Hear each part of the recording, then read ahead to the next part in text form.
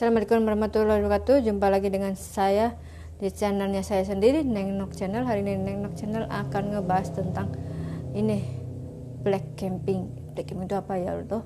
Yaitu adalah seseorang yang menyebarkan berita bohong untuk menyerang lawannya gitu.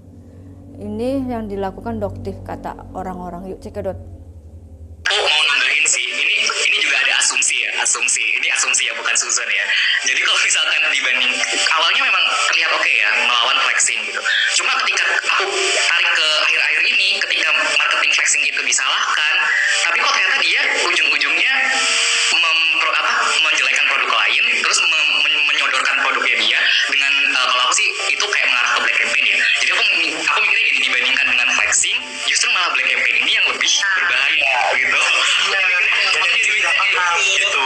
Namun tertutupi dengan nama itu awalnya itu untuk menghilangkan flexing. Sebenarnya kalau kita paham bagaimana background tujuan sebenarnya itu secara tersirat sebenarnya ada yang itu yang harus kita edukasikan begitu loh. Bahwa kita semua sebenarnya di sini punya point of view yang mirip, yaitu bahwa dari awal kita nggak keberatan dengan ada munculnya dia. Tetapi ketika maksudnya ada sesuatu yang kita kritisi dan dia balasnya itu dia bukan cuman defense, tapi dia offense. Maksudnya ada orang yang ketika dikritisi dia defense kayak begini kan atau begini, tapi ini bukan defensif, ini ofensif gitu. Nah, ketika dia ofensif, aku setuju banget sama Kak Giri ngomong tadi. Ketika dia makin ofensif, aku makin kayak loh kok gini? Kayak apa emangnya kalau kamu salah, kalau ada sesuatu yang perlu dikritisi kan nggak apa-apa.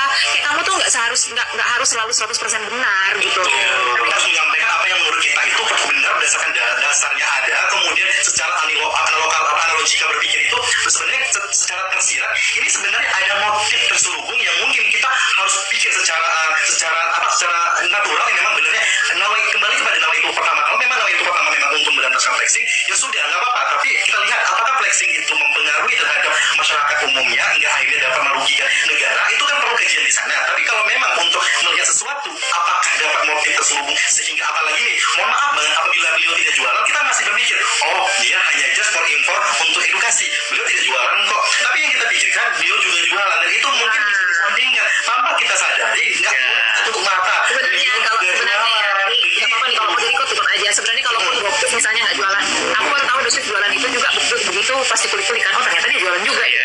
Itu lah makin mencurigakan. Nah kalau dia nggak jualan, aku orang yang paling pertama udah jadiin dia ketua BPOM. Dan salah satu ada lagi yang doktif pun nyerang dan dibalas nyerang lagi. Kayaknya ini bakal ramai banget. Yuk cekidot. Air terus ngapain?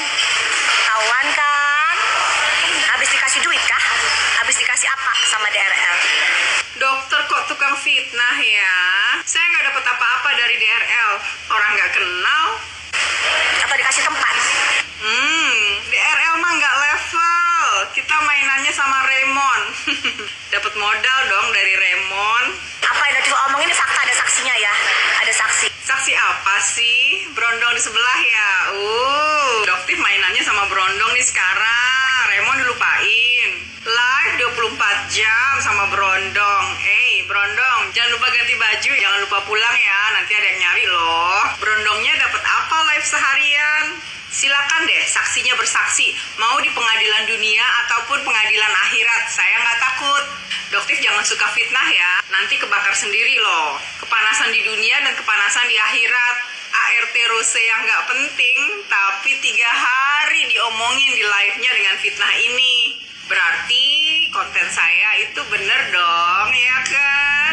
Dan mengganggu narasi skenario mereka. Panas, semakin menyala ART Rose. Menurut kalian kayak gimana? Komen-komen di bawah. Jangan lupa like, share-nya.